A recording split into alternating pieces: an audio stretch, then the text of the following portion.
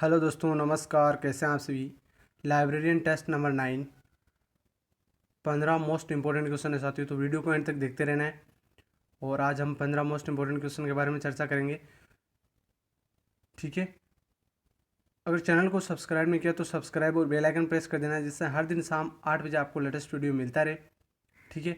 अगर आपको question PDF में प्राप्त करना है तो टेलीग्राम चैनल का डिस्क्रिप्शन में लिंक दिया हुआ है, जहाँ से आप टेलीग्राम चैनल ज्वाइन करके वहाँ से ये PDF प्राप्त कर सकते हैं। सारे क्वेश्चन लाइब्रेरियन, राजस्थान अधीनस्थ board, DSSB, KVS net, all exams के लिए इंपॉर्टेंट क्वेश्चन है। तो एंड तक देखते रहें और कमेंट में आपको बताना है कि आपके कितने राइट हो रहे हैं, ठीक है। और साथ में भी आपको आंसर देना है। हर क्वेश्चन में आपको 5-7 सेकंड का टाइम मिल जाएगा। 1 नंबर आपका क्वेश्चन होगा, अमेरिकन ग्रंथालय आंदोलन में एंड्रयू कार्नेगी का निम्न में से किसके साथ संबंध है। अमेरिकन ग्रंथालय आंदोलन में एंड्रयू कार्नेगी का निम्न में से किसके साथ संबंध है। ग्रंथालय सामग्री, ग्रंथालय भवन, ग्रंथालय कर्मचारी वर्ग या उपयुक्त सभी से। इंपॉर्टेंट क्वेश्चन है साथियों, इसमें आपको आंसर देना है। अमेरिकन ग्रंथालय आंदोलन में एंड्रयू कार्नेगी का निम्न में से किसके साथ संबंध है। तो साथियों इसमें आपका राइट हो जाएगा ग्रंथालय भवन। अमेरिकन ग्रंथालय आंदोलन एंड्रयू कार्नेगी का किसके साथ संबंध है। ग्रंथालय भवन के साथ संबंध है, ठीक है साथियों। बी ऑप्शन इसमें राइट हो जाएगा, याद कर लेना। 2 नंबर आपका क्वेश्चन हो जाएगा, विशिष्ट ग्रंथालय अपना फंड कहाँ से प्राप्त करते हैं। विशिष्ट ग्रंथालय अपना फंड कहाँ से प्राप्त करते हैं। केंद्रीय सरकार से, राज्य सरकार से, ग्रंथालय फीस से, अपने पेतर निकाय से। विशिष्ट ग्रंथालय अपना फंड कहाँ से प्राप्त करते हैं साथियों। केंद्रीय सरकार से, राज्य सरकार से, ग्रंथालय फीस से या अपने पेतर निकाय से। 2 नंबर क्वेश्चन। तो साथियों इसमें आपका राइट हो जाएगा अपने पेतर निकाय से। क्या हो जाएगा, डी ऑप्शन आपका राइट हो जाएगा। विशिष्ट ग्रंथालय अपना फंड कहाँ से प्राप्त करता है, याद कर लेना, इंपॉर्टेंट क्वेश्चन है। तो साथियों हम अगले 2 या 3 दिन के बाद लाइव क्लास लेंगे 50 या 60 क्वेश्चन की। तो आपको वो क्लास में अटेंड करना है, सारे क्वेश्चन अटेंड करने। अभी हम 15-20 क्वेश्चन के टेस्ट ले रहे हैं। 2 या 3 दिन बाद में हम 50 या 60 क्वेश्चन का हर दिन लाइव टेस्ट लेने वाले हैं, ठीक है साथियों। 3 नंबर आपका क्वेश्चन हो जाएगा, ग्रंथालय उपकर किस प्रकार के ग्रंथालयों के वित्त का प्रमुख स्रोत है।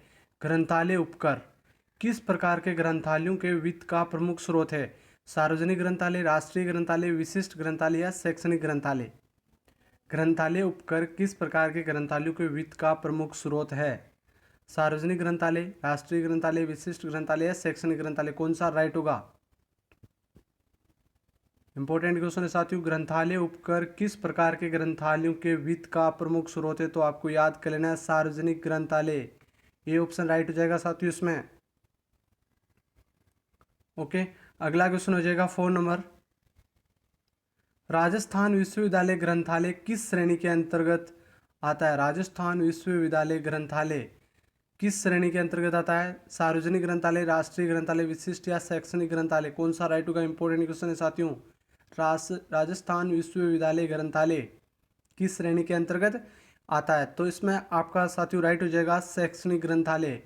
इंपॉर्टेंट क्वेश्चन है, ठीक है। अगला क्वेश्चन हो जाएगा 5 नंबर, रंगनाथन समिति 1957 की स्थापना निम्न में से किसके द्वारा की गई थी। रंगनाथन समिति 1957 की स्थापना निम्न में से किसके द्वारा की गई थी। भारत सरकार, तमिलनाडु सरकार, विश्वविद्यालय अनुदान आयोग। इनमें से कोई नहीं। कौन सा राइट होगा साथियों। रंगनाथन समिति 1957 की स्थापना निम्न में से किसके द्वारा की गई थी। इंपॉर्टेंट क्वेश्चन है। वीडियो को लाइक कर देना, चैनल को सब्सक्राइब भी कर देना साथियों।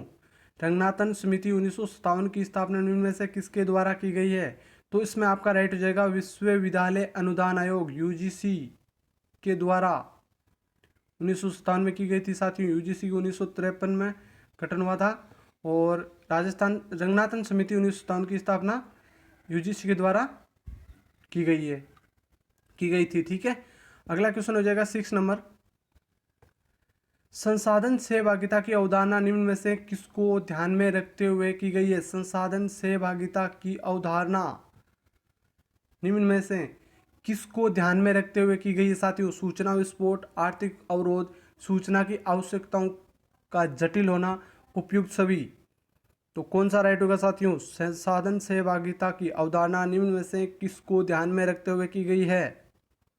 संसाधन सहभागिता की अवधारणा निम्न में से किसको ध्यान में रखते हुए की गई साथियों? इंपॉर्टेंट क्वेश्चन है। तो साथियों इसमें आपका राइट हो जाएगा, क्या हो जाएगा इसमें? उपयुक्त सभी राइट हो जाएगा साथियों। सूचना विस्फोट, आर्थिक अवरोध, सूचना की आवश्यकताओं का जटिल होना, संसाधन सहभागिता और निम्न में से किसको ध्यान में रखते हुए? तो सभी को ध्यान में रखते हुए। ठीक है साथियों, अगला आपका क्वेश्चन हो जाएगा 7 नंबर। इंपॉर्टेंट क्वेश्चन है साथियों 7 नंबर। भारत के संविधान की कौन सी धारा राष्ट्रीय ग्रंथालय की स्थापना से संबंधित है साथियों? भारत के संविधान की कौन सी धारा राष्ट्रीय ग्रंथालय की स्थापना से संबंधित है? 63, 62, 65, 67 कौन सा राइट होगा? भारत के संविधान की कौन सी धारा राष्ट्रीय ग्रंथालय की स्थापना से संबंधित है साथियों? तो आपको याद कर लेना, इंपॉर्टेंट क्वेश्चन है साथियों, 62 धारा। ठीक है, बी ऑप्शन इसमें राइट हो जाएगा। अगला आपका क्वेश्चन हो जाएगा 8 नंबर। इंपॉर्टेंट क्वेश्चन है, यूनिसिस्ट स्थापित करने के लिए यूनेस्को ने किस एजेंसी के साथ सहयोग किया?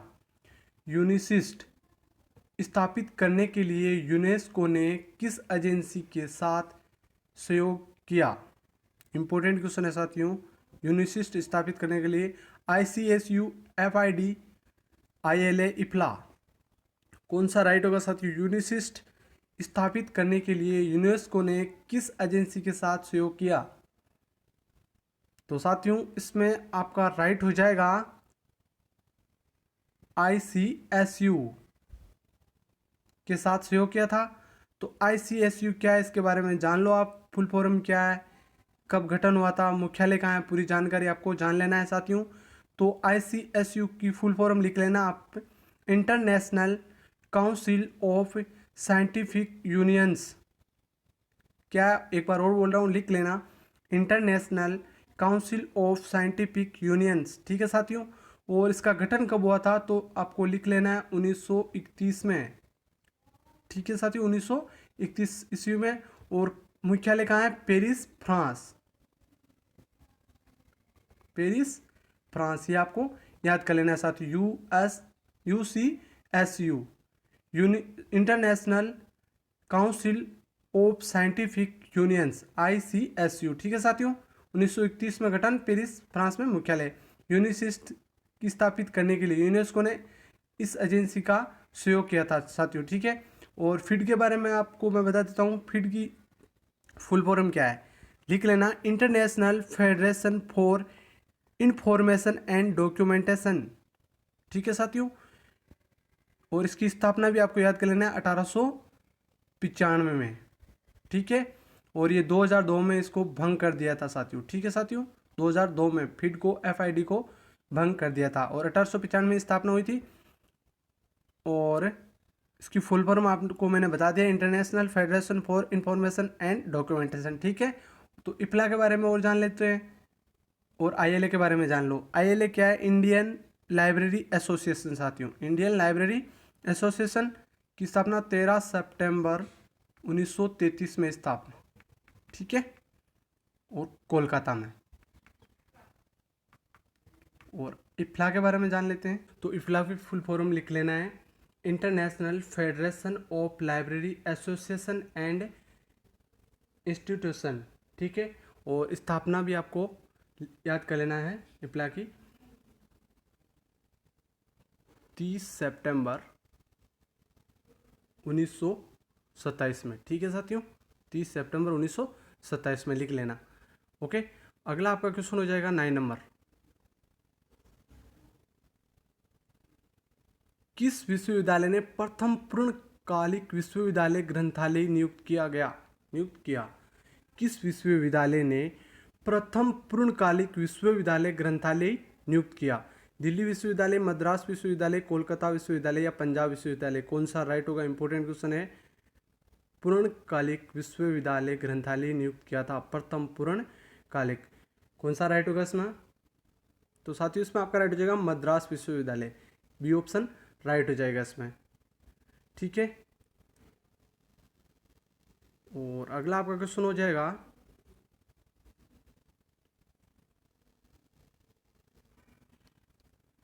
अगला क्वेश्चन हो जाएगा 10 नंबर, राजस्थान में सार्वजनिक ग्रंथालय अधिनियम किस वर्ष पारित हुआ? राजस्थान में सार्वजनिक ग्रंथालय अधिनियम किस वर्ष पारित हुआ? 2003, 2005, 2006 या 2008, कौन सा राइट होगा? इंपॉर्टेंट क्वेश्चन है। राजस्थान में सार्वजनिक ग्रंथालय अधिनियम साथियों 2006 में पारित हुआ था, सी ऑप्शन आपका इसमें राइट हो जाएगा, ओके। अगला क्वेश्चन हो जाएगा 11 number, 5 laws of library science किस वर्ष प्रकाशित हुआ? 5 लॉज ऑफ लाइब्रेरी साइंस किस वर्ष प्रकाशित हुआ था साथियों, और किसके द्वारा प्रकाशित किया गया था, ये भी आपको याद कर लेना है। 5 laws of library science Ranganathan के द्वारा प्रकाशित किया गया था, और कब किया गया था ये आपको बताना, 1928, 1931, 1930, 1933, तो कौन सा राइट होगा इसमें? 5 laws of library science Ranganathan द्वारा 1931 में प्रकाशित किया गया था साथियों, सी ऑप्शन इसमें आपका राइट हो जाएगा। 5 लॉज ऑफ लाइब्रेरी साइंस 1931 में रंगनाथन के द्वारा प्रकाशित किया गया था, ठीक है साथियों। और अगला क्वेश्चन हो जाएगा आपका 12वें नंबर, एस.आर. रंगनाथन मद्रास विश्वविद्यालय में किस वर्ष ग्रंथालय के रूप में नियुक्त हुए? एस.आर. रंगनाथन मद्रास विश्वविद्यालय में किस वर्ष ग्रंथालय के रूप में नियुक्त हुए थे? 1917, 1924, 1931, 1944, कौन सा राइट होगा?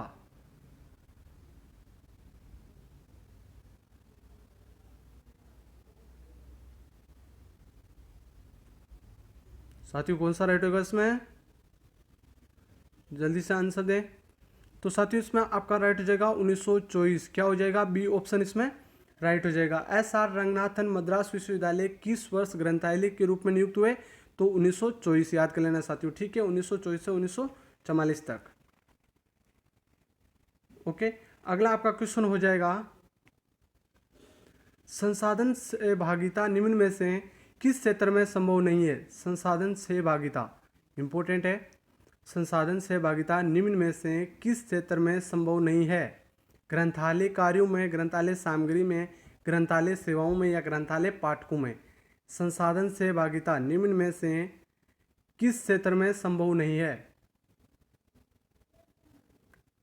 तो साथियों इसमें आपका राइट हो जाएगा ग्रंथालय पाठकों में संभव नहीं है संसाधन सहभागिता।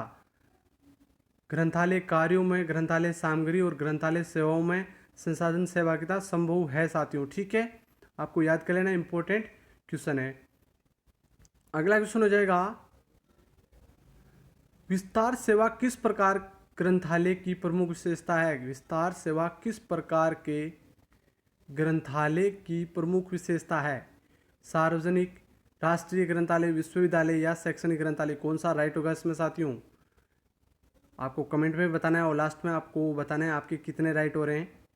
तो साथियों इसमें विस्तार सेवा किस प्रकार के ग्रंथालय की प्रमुख विशेषता है, तो आपको याद कर लेना है सार्वजनिक ग्रंथालय इसमें आपका राइट हो जाएगा, ठीक है, ए ऑप्शन इसमें राइट हो जाएगा।